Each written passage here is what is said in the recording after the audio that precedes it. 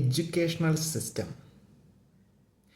നമുക്ക് ചുറ്റും ഒരുപാട് തരത്തിലുള്ള എഡ്യൂക്കേഷൻസ് ഉണ്ട്. പക്ഷേ ഈ എഡ്യൂക്കേഷൻ്റെ എല്ലാം അന്തിമ റിസൾട്ട് എന്താണെന്നുള്ളത് നമ്മൾ ചോദിച്ചു കഴിഞ്ഞാൽ പല പല ഫീൽഡുകളാണ്. അതായത് എന്ത് വികാരങ്ങളോടുകൂടി അതല്ലെങ്കിൽ എന്ത് ഉദ്ദേശമാണ് ഈ വിദ്യാഭ്യാസത്തിൽ നിന്ന് ഒരു വ്യക്തി നേടാൻ പോകുന്നത് എന്ന് ചോദിച്ചു കഴിഞ്ഞാൽ ആ ഉദ്ദേശം ഓരോന്നും ഡിഫറെൻ്റാണ്. അതായത് അവരുടെ അഭിരുചിയും അവരുടെ മനസ്സിലെ കാഴ്ചപ്പാടും അനുസരിച്ച് ഓരോന്നും മാറിക്കൊണ്ടിരിക്കും.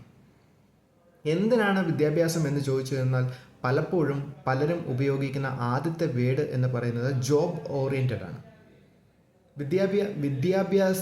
വിദ്യാഭ്യാസത്തിൻ്റെ പ്രഥമമായ ലക്ഷ്യങ്ങളിലൊന്നാണ് ജോബ് ഓറിയൻറ്റഡ് എന്ന് പറയുന്നത്. കാരണം അയാളെ സ്വയം പര്യാപ്തനാക്കുക എന്നതാണ് ആ ജോബ് ഓറിയൻറ്റഡ് എന്ന് പറയുന്ന മേഖല കൊണ്ട് ഉദ്ദേശിക്കുന്നത്.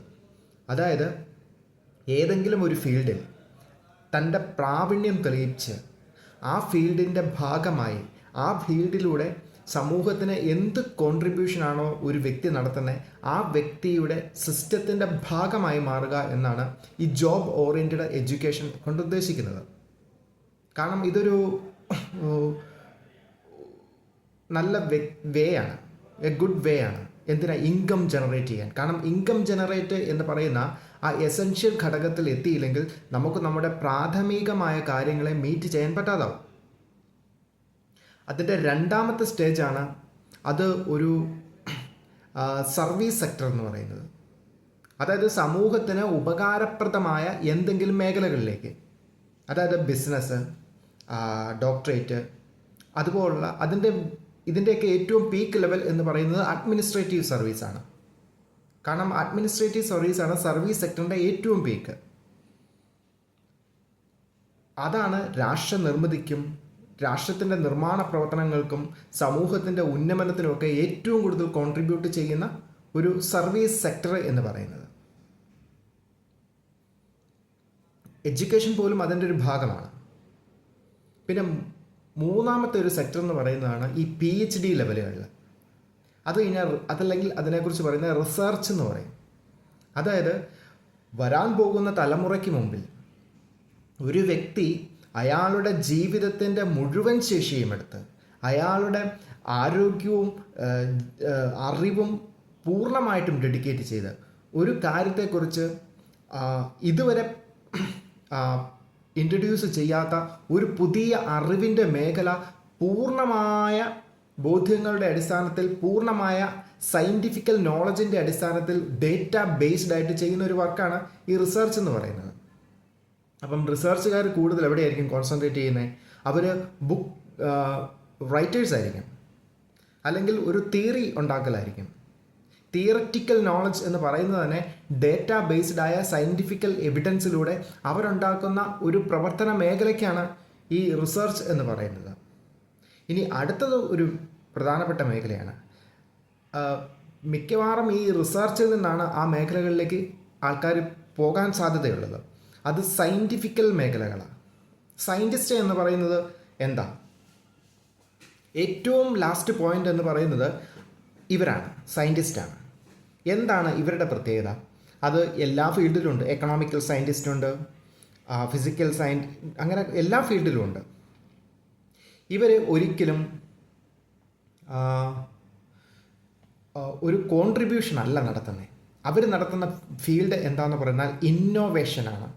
അതായത് ഒരുപാട് റിസർച്ചുകൾ നടത്തി ഓരോ വ്യക്തികളും പബ്ലിഷ് ചെയ്ത പുസ്തകങ്ങൾ വായിച്ച് ഈ ഡേറ്റകളെല്ലാം അവരുടെ മനസ്സിൽ വെച്ച് ഈ അറിവുകളുടെ എല്ലാം അടിസ്ഥാനത്തിൽ ഇതുവരെ ലോകം കാണാത്ത, ഇതുവരെ ലോകം ചിന്തിക്കാത്ത, അല്ലെങ്കിൽ ഇതുവരെ ലോകത്തിൻ്റെ പ്രതിസന്ധികൾക്ക് മുമ്പിൽ ലോകം മുട്ടുകുത്തി നിൽക്കുന്ന അറിവിൻ്റെ മേഖലകൾ ഏതൊക്കെയാണ്, അതിലേക്ക് ആലോചനകൾ നടത്തി, അന്വേഷണങ്ങൾ നടത്തി, കണ്ടുപിടുത്തങ്ങൾ നടത്തുന്ന ഇന്നോവേറ്റീവ് ഐഡിയോളജിയുടെ ഉൽപ്പാദകരാണ് ഈ സയൻറ്റിസ്റ്റ് എന്ന് പറയുന്നത്.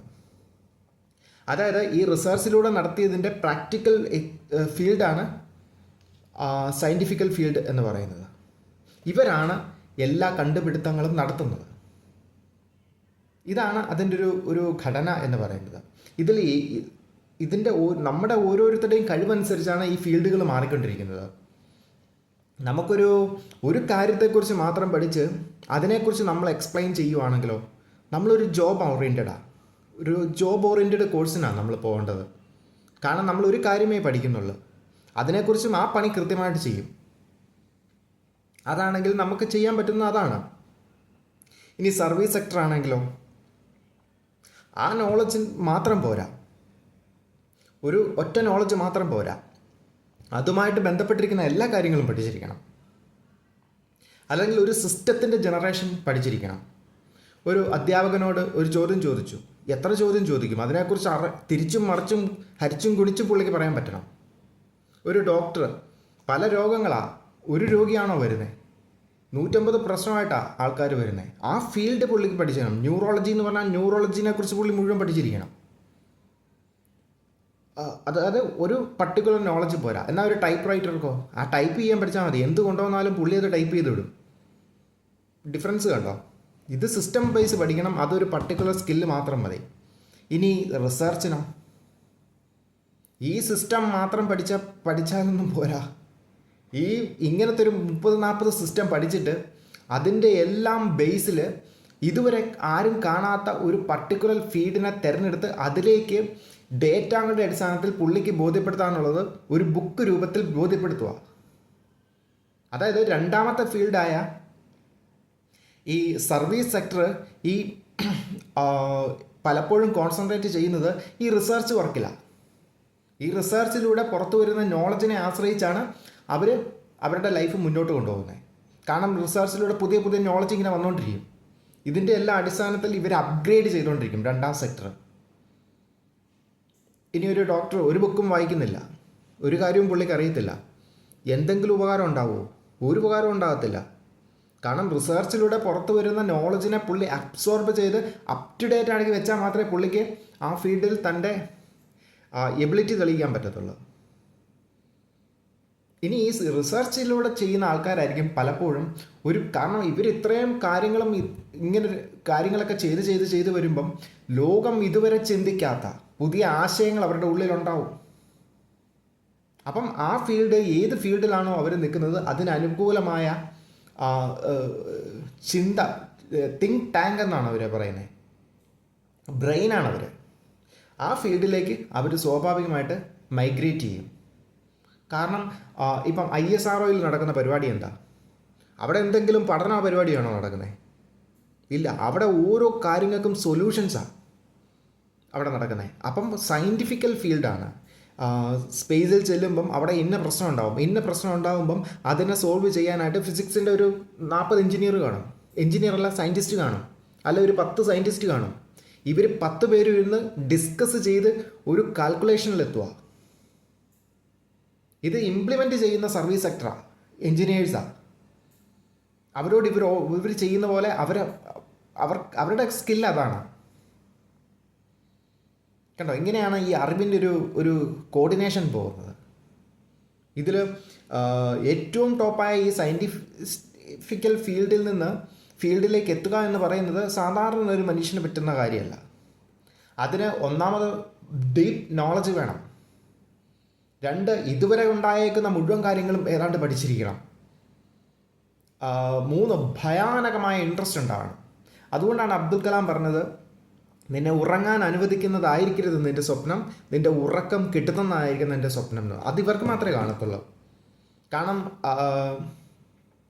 അബ്ദുൽ കലാമിൻ്റെയൊക്കെ ഏറ്റവും വലിയ പ്രത്യേകത 27 hours ഒറ്റ കാര്യത്തിൽ മാത്രം കോൺസെൻട്രേറ്റ് ചെയ്യാനുള്ള ഭയാനകമായ എബിലിറ്റി ഉണ്ടായിരുന്നു. കാരണം സ്ട്രെസ്സില്ലാതെ, ക്ഷീണമില്ലാതെ, തളർച്ചയില്ലാതെ പുള്ളിയുടെ ആലോചനയിൽ 24 മണിക്കൂറും ഒക്കെ മുഴുകാനുള്ള ഒരു ശേഷി, അല്ല 72 മണിക്കൂറോളം ഒക്കെ മുഴുകാനുള്ള ഒരു ശേഷി, ഫുഡോ ആഹാരമൊക്കെ പുള്ളി ആ സമയത്ത് മറന്നു പോകുമെന്നാണ് പറയുന്നത്.